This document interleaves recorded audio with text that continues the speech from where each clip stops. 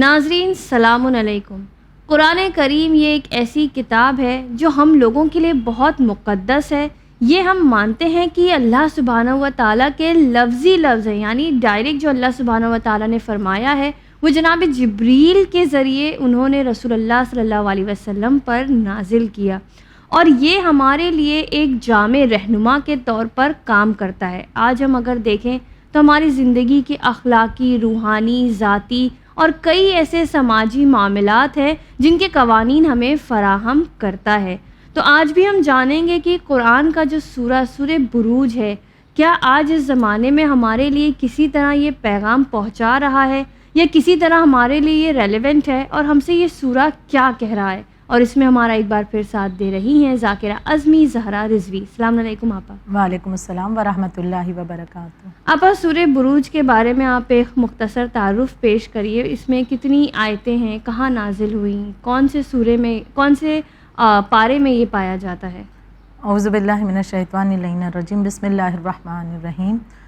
سورہ بروج یہ قرآن کا سورہ نمبر 85 ہے جی، اور اس کی کل 22 آیات ہیں اور مکہ میں نازل ہوا ہے یہ سورہ، یعنی مکی سورہ ہے، اور آیات بھی اس کی 22 ہیں۔ اور مجموعی طور پر اگر ہم دیکھیں تو یہ سورہ جو ہے اس میں ہمیں یہ نظر آ رہا ہے کہ یہ سورہ مومنین کو ظالموں کے مقابلے میں ہمت دے رہا ہے، استقامت دے رہا ہے، صبر بھی دے رہا ہے، اور ساتھ ساتھ جو ہے اللہ کی طرف سے جو نصرت آتی ہے، جو مدد آتی ہے مظلوم کے لیے، اس کی طرف بھی متوجہ کر رہا ہے۔ یعنی ظالموں کی ایک طرف جہاں مذمت بھی اس سورہ مبارکہ میں کی جا رہی ہے، وہیں مظلوم کے لیے اللہ کی جانب سے جو نصرت ہے، نصرت الہی ہوگی، اس کے متعلق بھی جو ہے تسلی دی جا رہی ہے، اور ایک امید بھی اسے پکی کی جا رہی ہے، بندھائی جا رہی ہے۔ یعنی ہر اعتبار سے یہ سورہ جو ہے بہت زیادہ انسان کو پازیٹیوٹی کی طرف لے جاتا ہے۔ مطلب اگر ایسے حالات سے بھی انسان گزر رہا ہے، کسی ظالم کا سامنا کر رہا ہے، اور ہمت کہیں پر ٹوٹتی ہوئی نظر آئے کہ یہ لگے ظالم تو بہت پاورفل ہو رہا ہے اور ہم جو اس کے سامنے بہت کمتر نظر آ رہے ہیں، تو یہاں پر یہ سورہ اور اس سورے کے جو مضامین ہیں اگر ان کو ہم سمجھنے کی کوشش کریں تو بہت زیادہ اس انسان کے دل کو راحت ملتی ہے، کیونکہ یہاں پر خدا کا وعدہ اور وہ انجام بھی نظر آ رہا ہے کہ جس نے بھی ظلم کیا تو اس کا انجام کس طرح سے دردناک ہے۔ تو لہٰذا یہ تمام باتیں جو ہے سورے میں ہمیں نظر آتی ہیں۔ آپا یہ بتائیں کہ یہ سورہ جو ہے ائمہ علیہ السلام نے سے کیا فضائل بیان کیے ہیں یا کیا فوائد بیان کیے ہیں جو اس کی تلاوت سے ہمیں حاصل ہوتے ہیں؟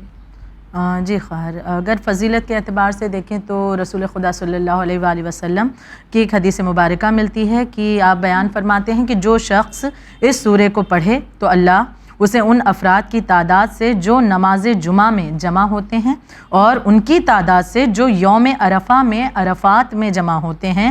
10 گنا حسنات نیکیاں دیتا ہے، اور اس کی تلاوت انسان کو خوف، ہراس اور مصائب سے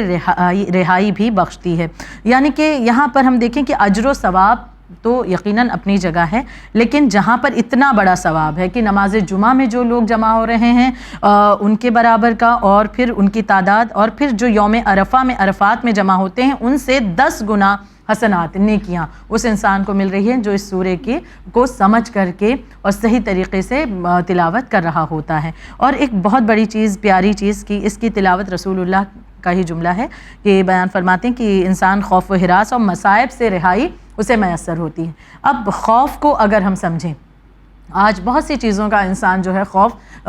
کا سامنا انسان کرتا ہے۔ بعض اوقات انسان کو خوف ہے کہ کہیں نوکری ہماری چلی نہ جائے، کہیں باس بہت ظالم ہے تو اسے یہ خوف لگا رہتا ہے کہیں مسئلہ ہماری نوکری پر آ نہ جائے، کہیں کوئی ایسا انسان جو اس کی زندگی میں اسے بہت زیادہ خوف زدہ کر رہا ہے اور وہ اپنے آپ کو بہت پریشان اس عالم میں سوچتا ہے کہ میں بہت تنہا رہ گیا، کیسے اس کا سامنا کر پاؤں گا جو انسان مجھے خوف زدہ کر رہا ہے۔ کہیں سے کوئی مایوسی انسان کو اگر مل رہی ہے اور نا امیدی کی طرف وہ بڑھتا ہوا نظر آ رہا ہے تو وہ انسان بھی۔ تیسری چیز کی مصائب، کسی بھی طرح کے مصائب، پریشانی مشکلات کا وہ سامنا کر رہا ہے ان سے بھی باہر نکلنے کا، یعنی یہ تینوں چیزوں سے باہر نکلنے کا جو راستہ ہے اس سورہ کی تلاوت ہے. یقیناً سورہ بروج کی تلاوت کے ذریعے کہ جو کوئی بھی پڑھے گا، اور یہ وعدہ ہمارے آخری نبی کا ہے کہ کس طرح سے انسان ان تمام مشکلات سے، یعنی خوف سے بھی، ہراس سے بھی، مصیبت سے، مشکلات سے اپنے آپ کو باہر بھی نکال سکتا ہے اس سورہ کی تلاوت کے ذریعے. کم از کم ایک بار تو ہر روز انسان اگر ان مشکلات کا سامنا کر رہا ہے تو اس کی تلاوت ضرور کرے.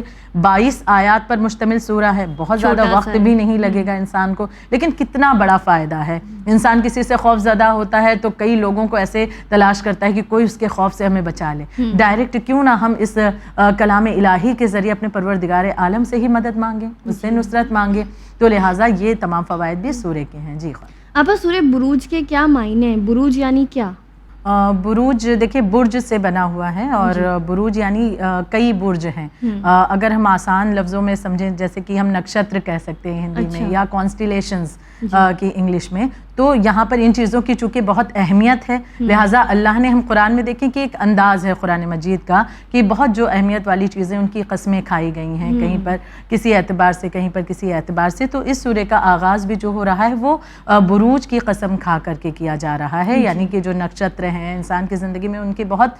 زیادہ اہمیت رکھتے ہیں، تو لہٰذا اس معنی میں یہاں پر یہ استعمال کیے جا رہے ہیں. جی آپا، یہ بتائیں کہ یہ سورہ اپنے اندر کون سے مضامین ہیں جو سمیٹے ہوئے ہیں، اور کیا اس کا کوئی شان نزول ملتا ہے؟ مضامین کی اگر ہم بات کریں تو اس میں ان چیزوں کا ذکر ہے کہ جیسے کہ آغاز میں ذکر ہوا کہ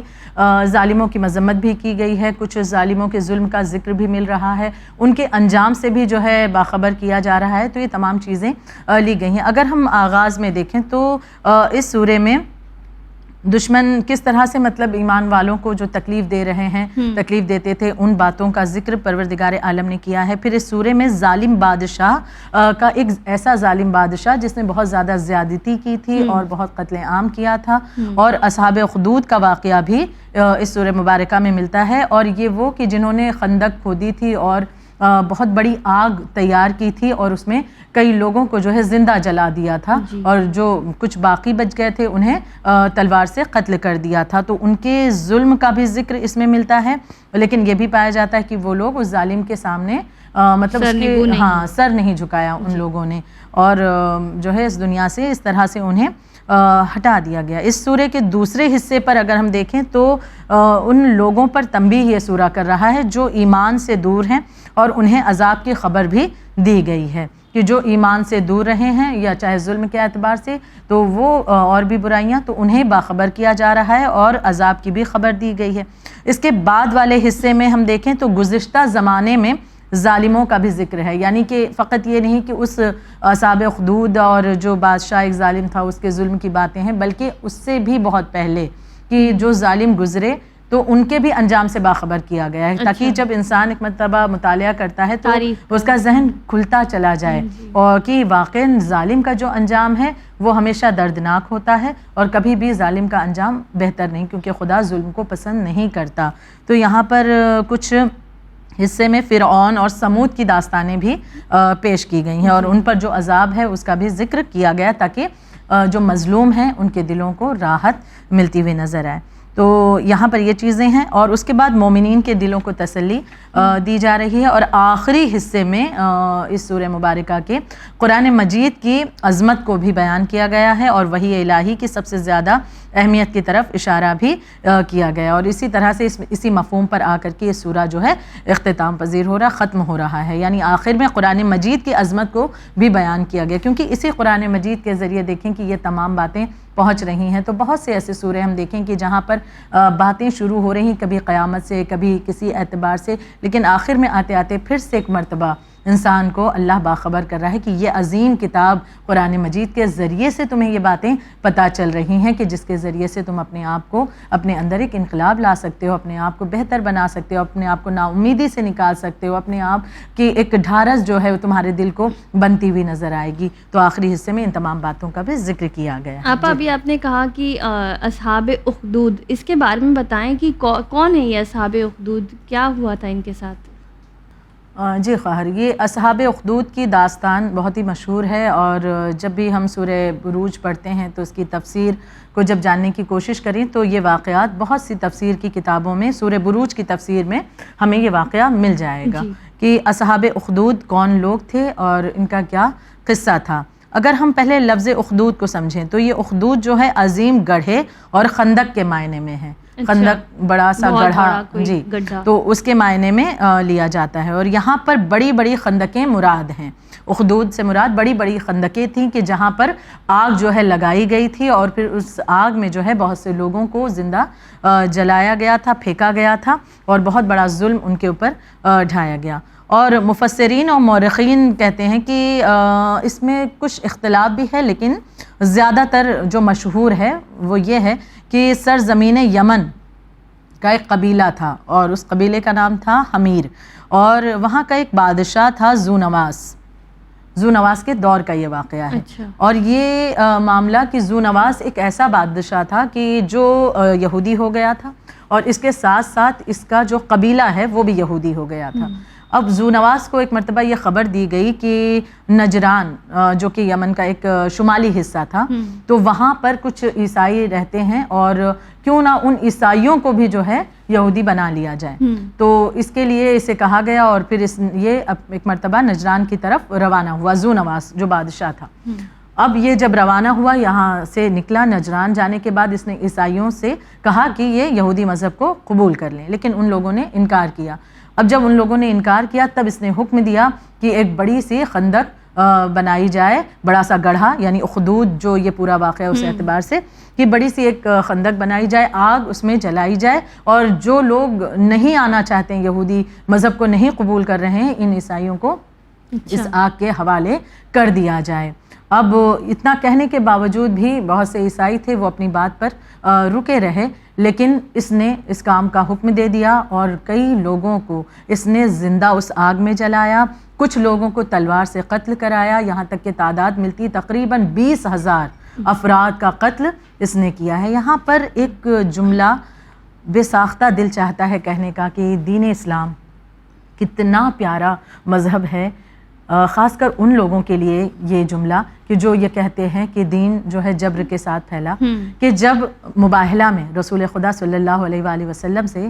عیسائیوں کا جب مقابلہ، وہ سب معاملہ، اور جیت کس کی ہوئی، فتح کس کی ہوئی؟ مسلمانوں کی، یقیناً رسول خدا کی پنجتن پاک کی، اور جو عیسائی تھے ان کی شکست ہو گئی، وہ ہار گئے۔ لیکن شکست کے باوجود بھی کیا کہیں پر ہمیں یہ ملتا ہے کہ اہل بیت نے یا پنجتن پاک نے یا رسول اللہ صلی اللہ علیہ وآلہ وسلم نے ان پر جبر کیا ہو کہ چونکہ تمہاری شکست ہو گئی اب تمہیں مذہب اسلام کو قبول کرنا ہے؟ نہیں، بلکہ آپ نے ان لوگوں کو اس معاملے میں بھی آزاد رکھا کہ اگر تم خود سے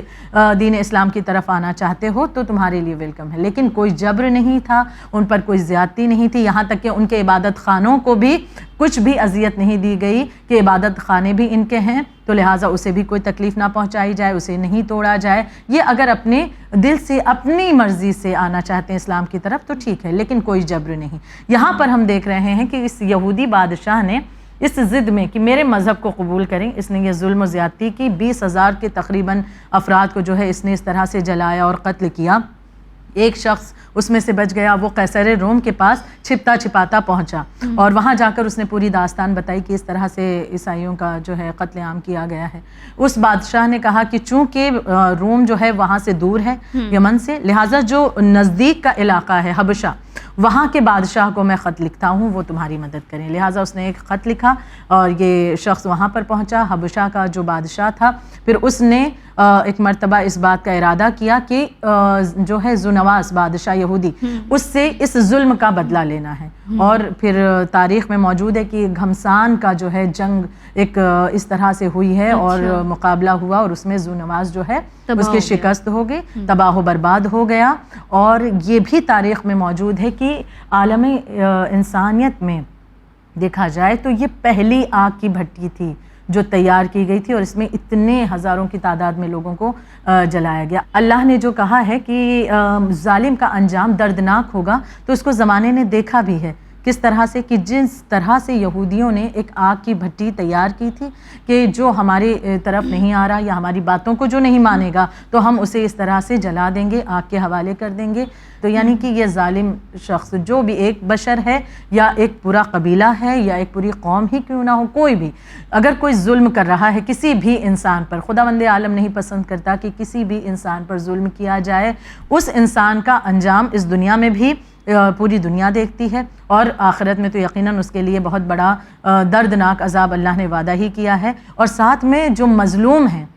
ان کے لیے راحت ہے، ان کے دل کو سکون ملتا ہوا نظر آتا ہے کہ وہ دیکھ رہے ہیں کہ ایسی بھی تاریخ میں مثالیں موجود ہیں کہ جہاں پر ظالموں نے ظلم کیا، چاہے فرعون ہو، سمود ہو، یا کس طرح سے کربلا میں ہم بالکل واضح مثال دیکھیں کہ یزید کے ظلم کے نتیجے میں لیکن فتح اور کامیابی کس کی ہوئی، نام کس کا باقی ہے، مظلوم کا. آج محبت کس سے کی جا رہی ہے، مظلوم سے. ساتھ دینے والے کس کے ہیں، مظلوم کے. یقیناً تو ظالم کا انجام برا ہے، وہ اپنے جو ہے دردناک انجام تک پہنچے گا ضرور. وہ سوچتا ہے آج ہمارے پاس پاور ہے، شاید کوئی ہمارا سامنا نہ کر پائے، لیکن ظالم کے لیے اللہ نے کچھ چھوٹ دی اور اس کے بعد گرفت اتنی سخت ہے کہ وہ اس سے باہر نکل نہیں سکتا. یہ سورہ ہمیں اس بات کی طرف بھی جو ہے لے جاتا ہے کہ امید جو ہے خدا سے اس متعلق بھی برقرار رہے. جی آپا، آخر میں یہ جو سورہ ہے یہ ہمارے لیے کیا پیغام رکھتا ہے؟ یہ تو ظالموں کی بات ہو گئی، ہم عام لوگ اس سے کیا کچھ سیکھ سکتے ہیں؟ جی خواہر، بے شک ایک عظیم پیغام اس سورہ مبارکہ سے کہ سب سے بڑی بات یہی کہ ظالم کے مقابلے میں اگر مظلوم جو ہے وہ صبر سے کام لے اور ساتھ ساتھ خدا کی جو ہے مدد جو آنی ہے اس پر یقین برقرار رکھے، امید بنائے رکھے کہ یقیناً پروردگار عالم مظلوم کا ہمیشہ ساتھ دیتا ہے، مظلوم کی حمایت کرتا ہے. اور لوگوں کو بھی اللہ نے حکم دیا ہے کہ مظلوم کا ساتھ دینا ہوگا اور ظالم سے اپنے آپ کو دور کریں. کسی بھی اعتبار سے اگر ظالم سے ہم جڑ رہے ہیں تو یقیناً اس کے لیے ہمیں خدا کی بارگاہ میں جواب دہ ہونا ہے. اور کسی بھی اعتبار سے اگر ہم مظلوم کے حمایتی بن رہے ہیں، مظلوم کا ساتھ دے رہے ہیں تو اس کا اجر و ثواب بھی پروردگار عالم ہمیں عنایت فرماتا ہے. تو لہٰذا اپنے بھی فائدے کے لیے کہ ہماری آخرت بھی بہتر ہو کہ مظلوم کا ساتھ دے کر ہم اپنی اس سماجی زندگی کی جو ذمہ داریاں ہیں اسے بھی انجام دے رہے ہیں، یہ بھی ایک پیغام مل رہا ہے. اور اپنے آپ کو عذاب سے بچانے کے لیے بھی ہمیں ظالم سے دور بھی ہونا ہے کیونکہ کوئی انسان ظلم کو پسند نہیں کرتا. ایک دوسری اہم بات یہ بھی کہنا چاہوں گی کہ بعض اوقات ہم جو اپنی زندگی میں ظلم جسے سمجھ رہے ہوتے ہیں اعتراف میں، بعض اوقات وہ چیزیں ظلم نہیں بھی ہوتی ہیں، انہیں بھی سمجھنے کی کوشش کریں. مثلاً کہ کسی کے مشکل وقت میں ہم نے کسی کی مدد کر دی، لیکن جب وہ مشکل وقت ہم پر آیا تو کوئی شاید وہ اس وقت وہ بشر ہماری مدد نہ کر سکے تو ہم یہ سوچیں کہ اس نے تو اتنا ظلم کیا ہے، دراصل یہ تو بہت بڑا ظلم تھا کہ ہم نے اس وقت تو اس قدر اس کی مدد کی، لیکن اس نے نہیں. ہو سکتا ہے کہ حالات اور سچویشن کچھ اور ہوں یا اس قابل اب وہ نہ ہو، ظاہراً دکھ رہا ہو لیکن مدد کرنے کے لائق اس کا معاملہ نہ ہو. تو لہٰذا یہاں پر استقامت سے کام لیں، یہاں پر صبر سے کام لیں اور اللہ کی مدد پر اعتماد رکھیں. ذریعہ اس دنیا میں پروردگار عالم یقیناً بناتا ہے، لیکن سب سے زیادہ پروردگار عالم اس ذریعوں میں بھی تاثیر دینے والا، اثر دینے والا، ذریعہ بنانے والا بھی یقیناً پروردگار عالم ہے. الہی مدد وہیں سے آتی ہے. خداوند عالم سے اپنی امیدوں کو برقرار رکھنا. جزاک اللہ آپا، بہت بہت شکریہ. ناظرین، آج ہم دنیا کے جو حالات دیکھ رہے ہیں کہ دنیا ظلم و جور سے بھر چکی ہے اور کوئی نہیں ہے جو آج کے فرعون کے خلاف سر اٹھا سکے یا مدد کو آگے آ سکے. تو یاد رکھیں سب سے بہترین مدد تو اللہ سبحانہ و تعالیٰ سے ہی آتی ہے. ہم سب دعا کریں کہ امام زمانہ کا ظہور جلد سے جلد ہو اور دنیا میں جہاں کہیں ظلم و جور ہو رہا ہے، مظلوم پریشان ہے، آ کر اس سب کا خاتمہ کریں امام اور دنیا کو پرسکون بنا دیں. آپ سب اس سورے کی زیادہ سے زیادہ تلاوت کریں تاکہ انشاءاللہ جو کوئی بھی ظلم و جور سے گزر رہا ہے اس کی حمایت ہو سکے. آپ دیکھتے رہیے چینل ون. مجھے دیجیے اجازت. شکریہ. خدا حافظ.